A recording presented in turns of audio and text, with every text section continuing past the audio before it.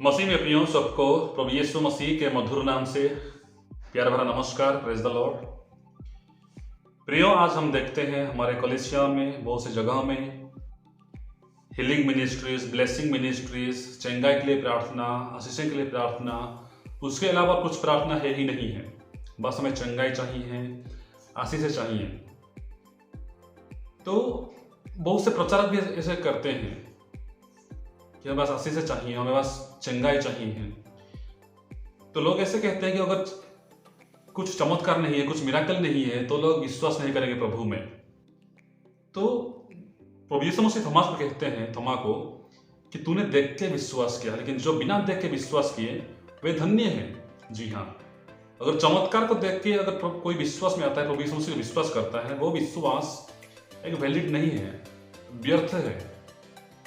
जो बिना देख के विश्वास करते हैं उनको कहा गया अति पवित्र विश्वास। यूदा की पत्री अध्याय 1 में बस ब्लेसिंग ही ब्लेसिंग, हीलिंग ही हीलिंग, उसके अलावा कुछ है ही नहीं है। प्रचार में लोगों को चमत्कार दिखाना है। भाई ऐसा होता तो प्रभु खुद आके चमत्कार करते।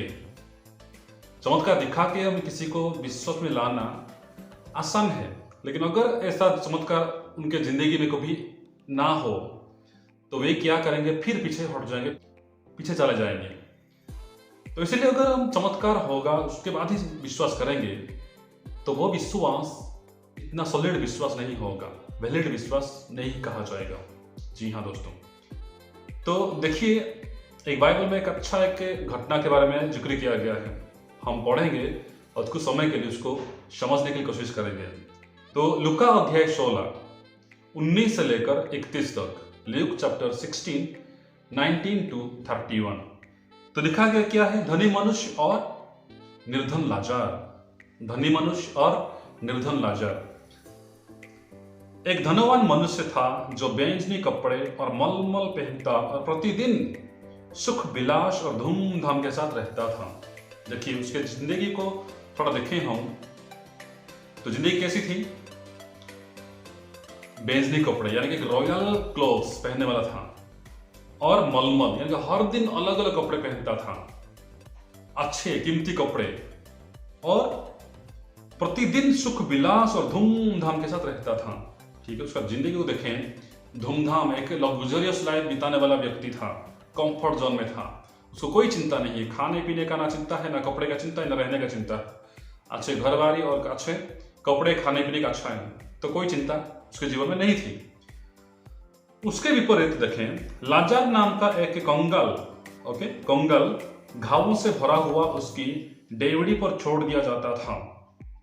कंगाल था और घावों से भरा हुआ, उसके शरीर को देखें, ध्यान दें तो उसका शरीर पूरा घावों से भरा हुआ था। एक तकलीफ भरा जिंदगी थी, बहुत सी दुख भरा जिंदगी थी लाजार का।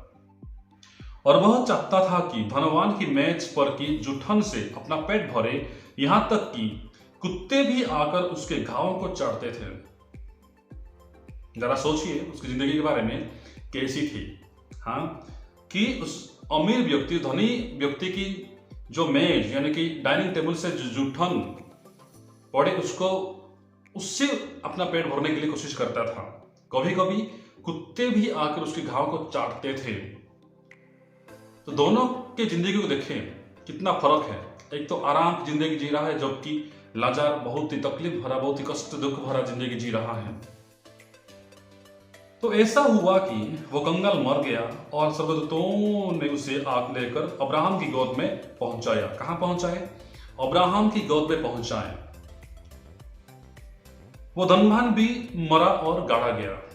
देखिए धनवान भी मर गया, लेकिन उसको क्या किया गया? गाड़ा गया। तो निर्धन लाजार की आत्मा को स्वर्गदूतों ने लेकर अब्राहम की गोद में पहुंचाया। लेकिन उसके अपोजिट देखें कि धनवान की आत्मा के बारे में क्या लिखा भी नहीं गया। हम बाद में देखते हैं कि उसको गाड़ा गया, उसका शरीर को गाड़ा गया। लेकिन लाजार की जो शरीर थी उसको क्या हुआ लेकिन नहीं पता। उसका आत्मा को अब्राहम की गोद में पहुंचाया गया और अधोलोक में उसने पीड़ा में पड़े हुए अपनी आंखें उठाई।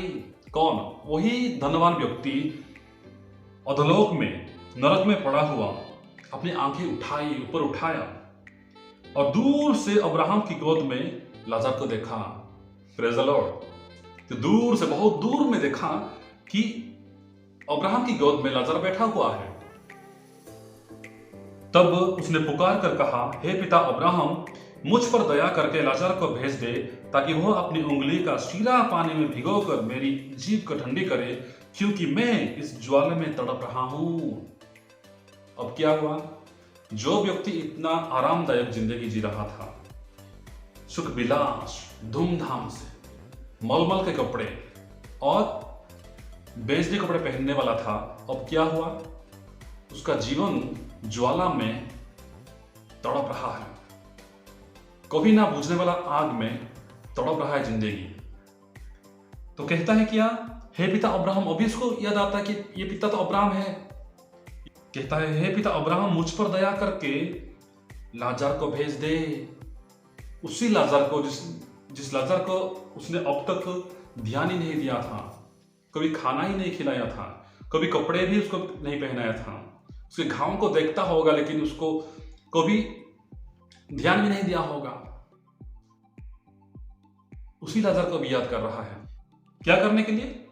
ताकि वो अपनी उंगली का शीरा, देखिए अब उंगली का शीरा को पानी में भिगोकर मेरी जीभ को ठंडी करे, क्योंकि मैं इस ज्वाला में तड़प रहा हूं।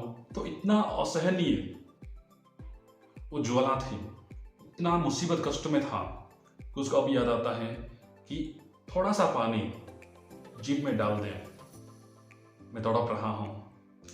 परंतु अब्राहम ने कहा, हे पुत्र, स्मरण कर कि तू अपने जीवन में अच्छी वस्तुएं ले चुका है, और वैसे ही लाजर बुरी वस्तुएं, परंतु अब वह यहां शांति पा रहा है और तू तड़प रहा है। देखिए क्या कहा?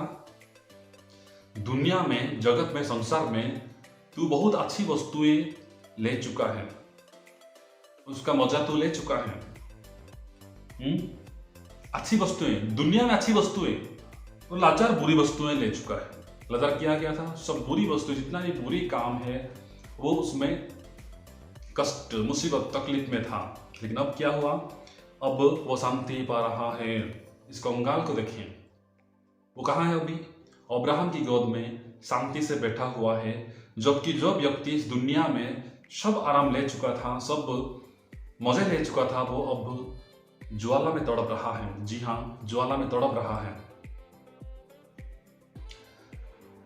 तो इसलिए दोस्तों, इस संसार में अगर हमारे जीवन में आशीष नहीं है, ब्लेसिंग्स नहीं है, हीलिंग्स नहीं है, अच्छे जॉब नहीं है, अच्छे घर वाड़ी नहीं है, चिंता करने की कोई जरूरत नहीं है। अगर हम विश्वास करते हैं प्रभु में, तो ये परिणाम हमें भी मिलेगी। जी हाँ, अगर हम बस आशीष के लिए, ब्लेसिंग्स के लिए, हीलिंग के लिए, अच्छे नौकरी के लिए, अच्छे घर के लिए प्रार्थना करते हैं, तो शायद मिल भी सकता है, मिल भी जाएगा, लेकिन वो विश्वास सॉलिड या स्ट्रॉन्ग विश्वास नहीं होगी, क्योंकि हम देखने के बाद विश्वास किए हैं। तो दोस्तों, मैं अंत में कहूंगा, अगर हमारे जीवन में, इस संसार में, दुनिया में अगर ब्लेसिंग्स नहीं है, आशीष नहीं है, हीलिंग, चंगाई नहीं है, तो इसका मतलब ये बिल्कुल भी नहीं है कि प्रभु हमारे साथ नहीं है। प्रभु हमारे साथ हमेशा रहते हैं, हमारे साथ हमेशा हैं।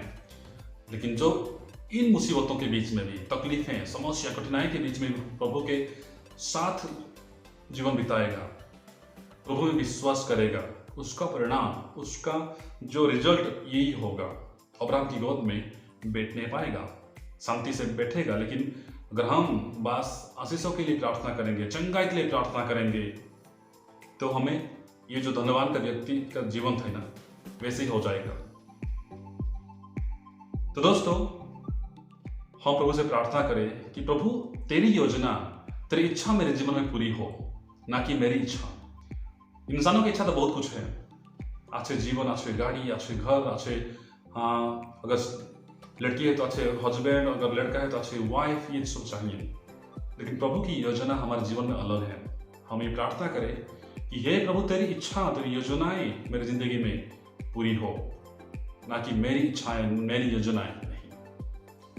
तो दोस्तों, ये आशीषें, मिराकल्स, चंगाई, इनके पीछे भागना छोड़ के हम प्रभु के पीछे भागे, प्रभु के वचनों का अध्ययन करें, मनन करें, प्रभु के साथ समय बिताएं।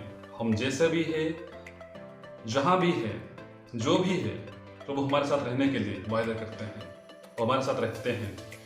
तो इसलिए हम इस वचन को पढ़ें और बहुत कुछ सीखने के लिए है इसमें। आप भी पढ़ें, कुछ सीखने के लिए कोशिश करें। प्रभु हम सबको आशीष दे। धन्यवाद।